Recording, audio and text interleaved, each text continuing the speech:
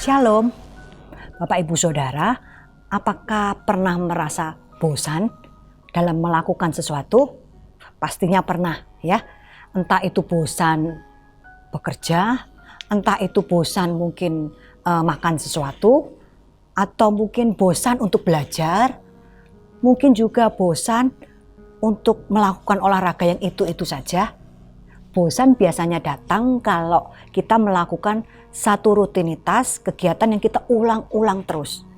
Setiap orang pasti pernah merasakan bosan atau jemu. Dan hari ini kita belajar dari perintah Yesus untuk tidak jemu-jemu berdoa.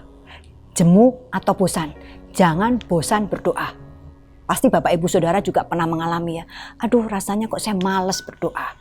Aduh, rasanya saya kok udah bosen ya berdoa. Mengapa begitu? Biasanya karena doa yang kita minta kepada Tuhan rasanya belum dijawab.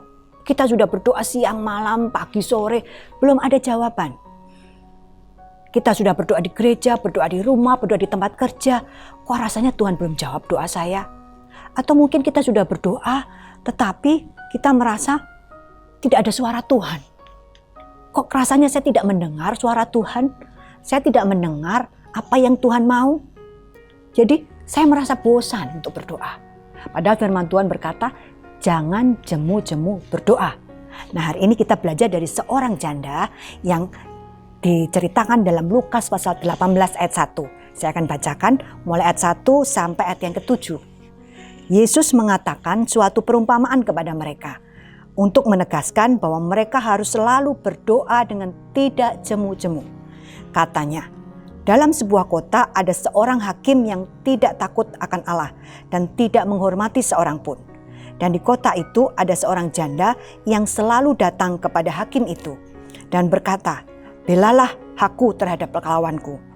Beberapa waktu lamanya hakim itu menolak, tetapi kemudian ia berkata dalam hatinya, walaupun aku tidak takut akan Allah dan tidak menghormati siapapun, namun karena janda itu menyusahkan aku, baiklah aku membenarkan dia, supaya jangan terus saja ia datang dan akhirnya menyerang aku.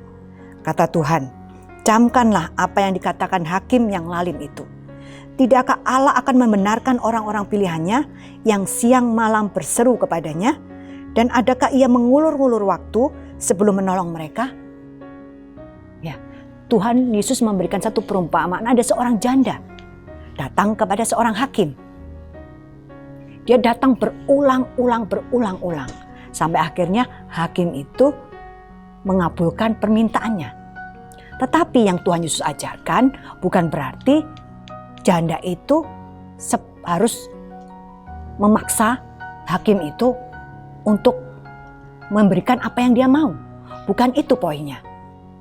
Bukan kita memaksa Tuhan untuk mengabulkan apa yang kita inginkan. Tetapi firman Tuhan inginkan kita tidak jemu-jemu menyatakan keinginan kita, permohonan kita kepada Tuhan. Tidak jemu-jemu berdoa. Bukan berarti kita memaksa Tuhan harus seperti seperti yang kita minta. Tetapi ada ketekunan yang Tuhan ingin ajarkan. Ada ketekunan, ada kesabaran pada waktu kita berdoa kepada Tuhan. Apa yang kita bisa pelajari dari janda ini? Yang pertama, berdoa dengan tidak jemu-jemu menunjukkan keyakinan kepada pribadi yang kita datangi. Janda ini datang kepada hakim.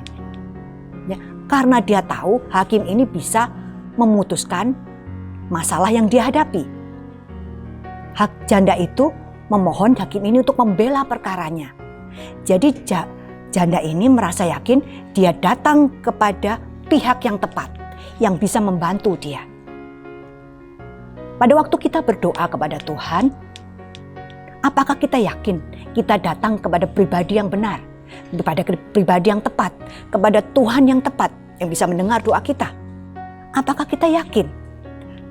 Pada waktu kita berdoa kepada Tuhan, Tuhan itu adalah pribadi yang sanggup menolong kita, yang sanggup menjawab doa kita. Seringkali kita tidak yakin dengan kuasa Tuhan. Kita tidak yakin Tuhan bisa menolong kita. Kita tidak yakin Tuhan menjawab doa kita. Makanya setelah sekali, dua kali kita berdoa, kita merasa, saya tidak mau berdoa lagi. Tuhan kayaknya tidak bisa menolong saya. Tuhan kayaknya tidak mendengar doa saya.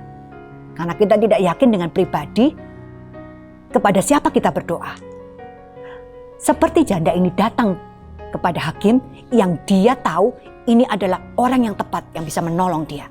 Demikian juga kita harus datang kepada Tuhan dengan keyakinan bahwa Tuhan adalah pribadi yang tepat yang bisa menolong saya. Pribadi yang tepat yang bisa menjawab doa saya, mendengar keluhan saya, yang mendengar seruan saya. Dan yang kedua, apa yang kita bisa belajar dari janda ini? Berdoa dengan tidak jemu-jemu menunjukkan bahwa kita punya keyakinan, punya pengharapan meskipun tampaknya mustahil. Janda ini datang kepada hakim ini tidak hanya satu kali, tetapi berulang kali firman Tuhan bilang. Meskipun respon dari hakim ini kurang baik, ya, seperti dikatakan hakim ini bukan hakim yang takut akan Allah. Ya, dia seorang hakim yang lalim, hakim yang bukan hakim yang baik. Ya, tetapi janda ini terus datang lagi meskipun respon yang dia terima bukan respon yang menyenangkan. Tetapi keyakinan akan pengharapan itu bahwa ya aku punya pengharapan. Ya, hakim itu suatu saat pasti akan tolong aku. Harapan itu yang ditunjukkan oleh janda ini. Dia datang kepada hakim itu, dia punya pengharapan bahwa masalahnya akan dibela oleh hakim itu. Pada waktu kita datang kepada Tuhan, apakah kita tetap punya pengharapan? Meskipun mungkin kita sudah berdoa sekali, dua kali, tiga kali, tetapi harapan kepada jawaban Tuhan apa terus ada di dalam hati kita? Kita datang kepada pribadi yang tepat. Tetapi apakah kita terus berharap bahwa Tuhan akan menolong dan menjawab doa kita? Seringkali kita berdoa, tetapi kita tidak punya harapan akan jawaban doa kita. Tetapi janda ini, kita bisa belajar dari janda ini bahwa dia datang berulang-ulang karena dia punya harapan. Dia punya harapan bahwa masalahnya akan bisa ditangani, akan bisa dibantu oleh hakim ini. Jadi pada waktu kita berdoa, tetap punyailah keyakinan. Meskipun tampaknya mustahil, meskipun tampaknya tidak mungkin kita akan dapatkan, meskipun tampaknya sulit kita harapkan, tetapi kita tetap punya pengharapan di dalam Tuhan. Ada satu ayat firman Tuhan yang mengatakan gini, hendaklah saudara berharap kepada Tuhan dengan gembira, sabarlah di dalam kesusahan, dan tekunlah berdoa. Dalam Roma pasal 12 ayat 12 dari terjemahan bahasa Indonesia sehari-hari. Berharaplah kepada Tuhan.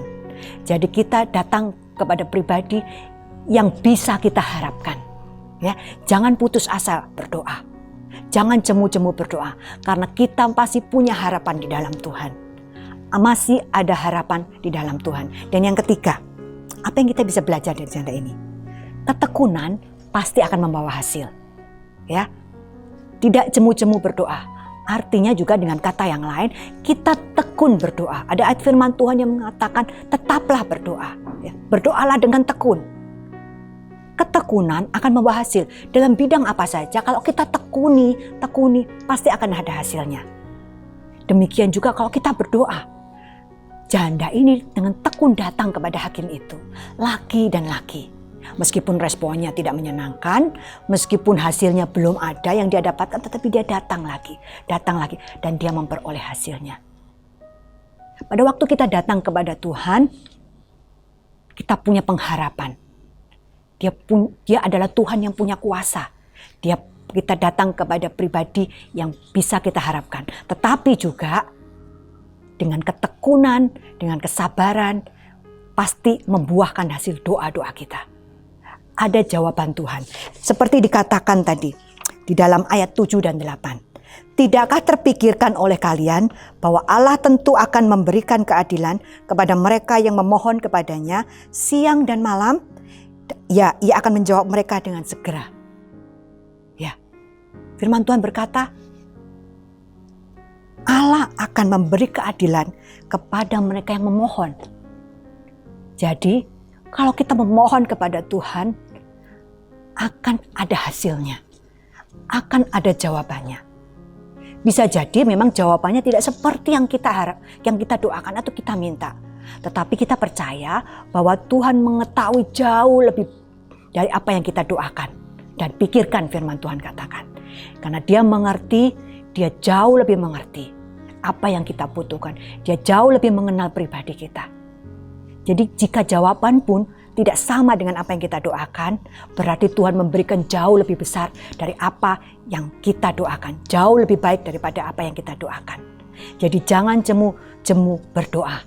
Tetaplah berdoa, tekunlah berdoa. Pasti akan mendapatkan jawabannya. Ada harapan di dalam Tuhan. Kita datang kepada pribadi yang berkuasa. Jangan jemu-jemu berdoa. Tuhan Yesus memberkati.